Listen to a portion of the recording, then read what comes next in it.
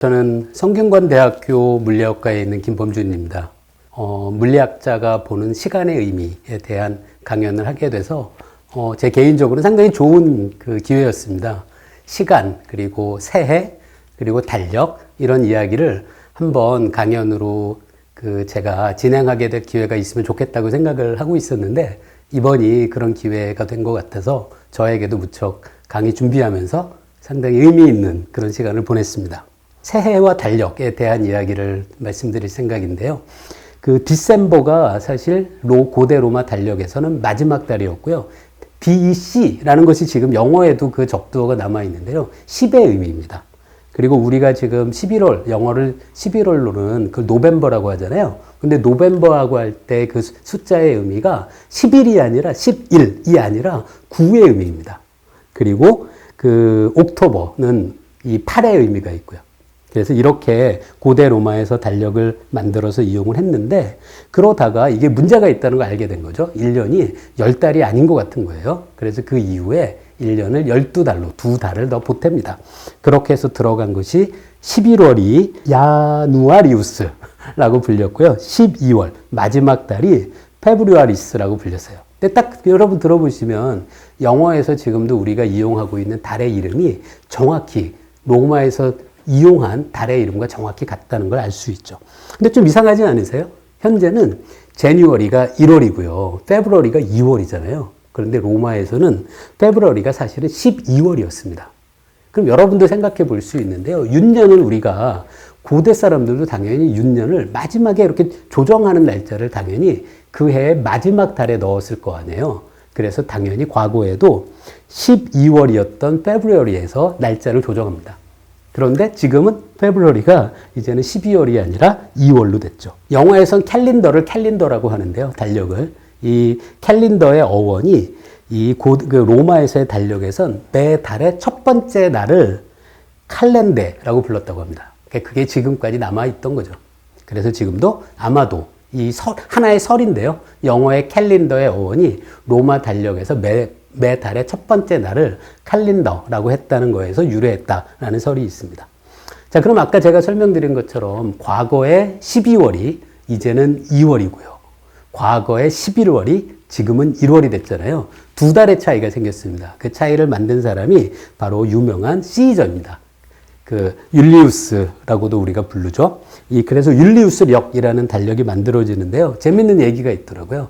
카이사르가 시저죠. 집정관에 취임을 하고 싶은데 취임할 때까지 날짜가 너무 멀리 남은 거예요. 그래서 그냥 그 당시에 11월을 앞으로 그냥 새해 1월로 바꿔버립니다.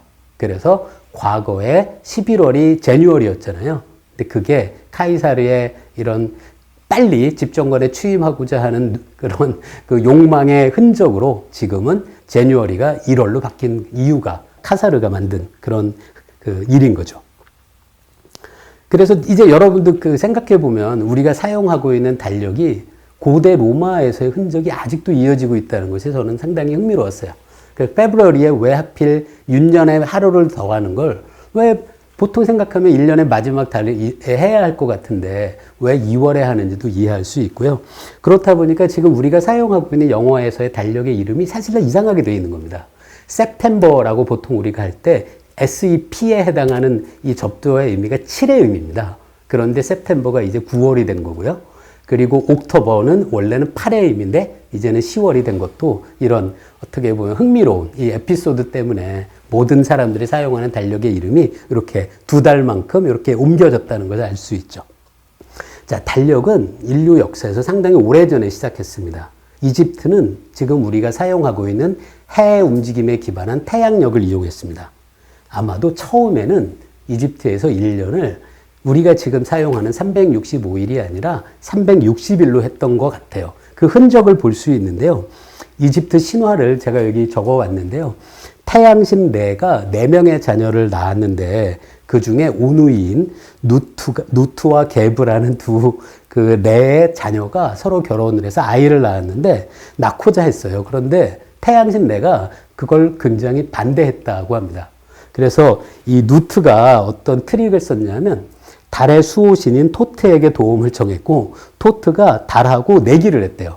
그래서 토트가 이겼습니다.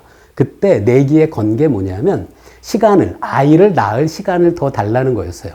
처음에 레는 그 게부와 누트에게 아이를 낳지 못하게 하고 싶어서 360일 안에서만 아이를 낳아야 한다라는 360일 안에서는 아이를 못 낳게 했다고 합니다. 근데 1년이 당시에는 360일이니까 당연히 아이를 낳을 수 있는 그 날짜가 없는 거죠. 그런데 이 토트가 달과의 주사위 게임에서 이겨서 달빛의 72분의 1을 더 사용하기로 했다. 사용하는 허락을 받았다라는 이야기가 나옵니다. 당시 1년이 361일이었고요. 그거에 72분의 1을 계산하면 그게 딱 5일이 됩니다.